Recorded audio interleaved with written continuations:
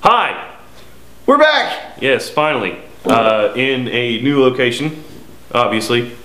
Now on West Main Street, 64 West Main. Back Alley Comics. Still called Back Alley Comics. Street.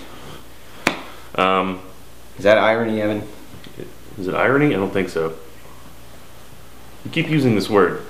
I don't think it means what you think it means. Well, we hit the ground running here though, so you got lots of stuff in that people need to come and check out. This is true. What's new this week?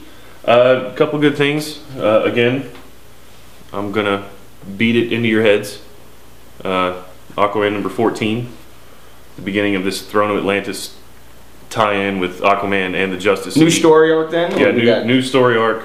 Same writer, same artist. We got Jeff Johns, who's also writing Justice League, nice. is writing this story, and it's a tie-in, so you need to read Justice League and Aquaman to get this full arc. It's really good. New FF. That if you'd seen the previous video where we talk about sell me on this idea, because you're close, because we got Matt Fraction writing. It's all red drawing, which you love or hate him. Yeah. It's a very simplistic throwback style. The best I can do to sell you is, aside from the fact that it's Matt Fraction, I really like She-Hulk. I think she's a great character. And this is not Red She-Hulk, because regular She-Hulk they're not doing anymore. Yeah, now they just have Red She-Hulk, and that's Betty Ross. This is old school. Yeah, this is Jen Walters. Yep.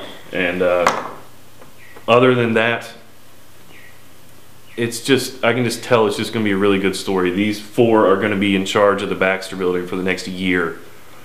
And it's going to be really interesting. They still got the girl in the thing suit called Miss... I agree, it's stupid. But she fills the Johnny Storm role. How are they taking it? A light approach? She's the Michelangelo. Then who's April O'Neil if she's going to be Michelangelo? No, Val's gone with the family. I don't know. I'm sure that's a role they'll have to fill. Dragon Man is April O'Neil. Alright. Anyway, I highly recommend. Mariah doesn't seem to give a shit, but I like it. This is all new X-Men number 2. Oh, I approve of this. Yeah. This is looking to be a good story. Well, have this one's like one before issue 1, which was last week. Beast went back in time, got the original team, brought them to the future. Which seems okay. Like it seems like it's lazy writing, plot device. Let's get Jean Grey back into things without completely retconning it. But it's better than actually retconning it. It's actually, don't let the premise fool you. Art is excellent. The story is really good. This will be a title to watch out for. More or less did it to bring past Scott Summers to talk to present Scott Summers and tell him to stop being a douche.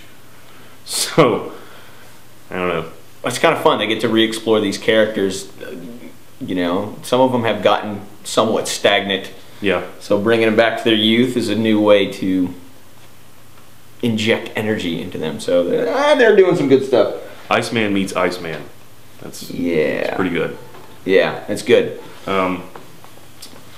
Something else. This actually came out last week, but it's definitely worth mentioning. New Judge Dredd. So it's a very American Judge Dredd, right? I mean, this is you got IDW putting it out. It's a mix of artists and writers. It's just like the 2000 AD stuff. 2000 AD stuff. I think maybe a little bit more for American audiences. They still got this twinge of satire there. That it's good. They don't take themselves as seriously as you might think. But it's still badass, and it's Dredd. If you don't read Dredd, you really should. Yeah. It's going to be fun, some fun stuff. I hope they keep up with that. And the Mega City Masters trades. That'll be in stock soon too. Those are worth checking out. Mariah's got several of those, and they're really good. It's just a good handful of neat stories. It's you know.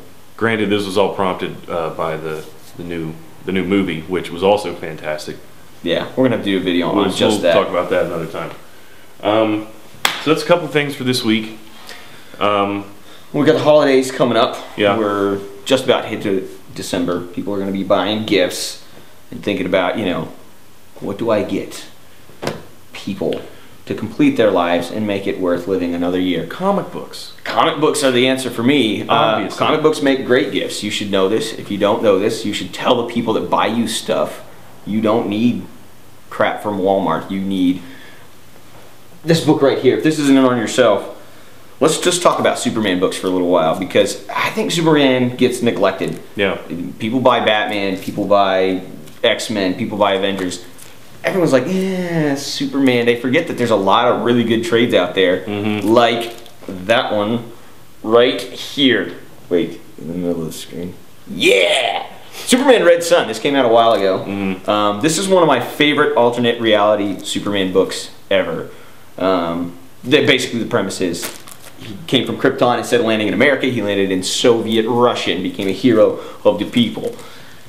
And ends up taking over the... I don't know. Yeah, no. I won't say anything else about it, but it is really good. It's a very interesting premise that turned into a really good story. Mark Millar, author of Civil War and Kick-Ass, stuff like that. So, really clean. This is the kind of book that if you're trying to get someone into comics, they're not reading comics, you can put this in their hands. Everyone knows Superman, so they're not going to be lost, and it's a rewriting of his story. So it's actually a really fun read. And that's not an opinion either. That's the actually, genre on its ear. That's actually happened to me. Is people who weren't really into it. This is a really good story, even if you don't really read comics, or don't really like them. I've given it to people, and it's prompted them to read more. Put it on put it on your Christmas list, or buy it for someone you know needs it. Yeah. Going on with the Superman bit, what else we got? One of my favorite Superman books ever is Superman for All Seasons. Jeff Loeb and Tim Sale. This is how many times have you said this? This is the greatest team in comics. These two names, they don't make bad things, and they certainly don't make a bad Superman story. Fantastic. Well, he really gets the concept of Superman as the character. I know it's hard to do something with a character that's all powerful and all, but he kind of gets to the humanity of a very alien character and how that kind of coexists. And of course, you got Tim Sale doing the art, so it's that really neat kind of, I like to say throwback art again, but it kind of is. Yeah, it's got this old school style which fits the story, it fits the character. Yeah. Yeah, very good to check out. You also got one of my favorite artists, actually, was Frank Quietly, and then Grant Morrison, All-Star Superman. This is just a fun read for the Superman fan. Now this is Elseworlds, right? Well, it's not in Elseworlds, but it's not continuity. It's like all the All-Star one books. shot. Yeah, you don't get lost here. Anytime you see the All-Star Superman, the All-Star Batman and Robin, the All-Star Wonder Woman, they're not canon, but it's amazing, and it's almost funny to mention that just after Superman for All Seasons, because it's kind of the opposite kind of story. Well, it's not the opposite, but this For All Seasons is very much the Clark Kent, the boy from Kansas kind of thing, and this is very much just a lot of outlandish, crazy stories. Yeah, it's Superman, the cosmic hero.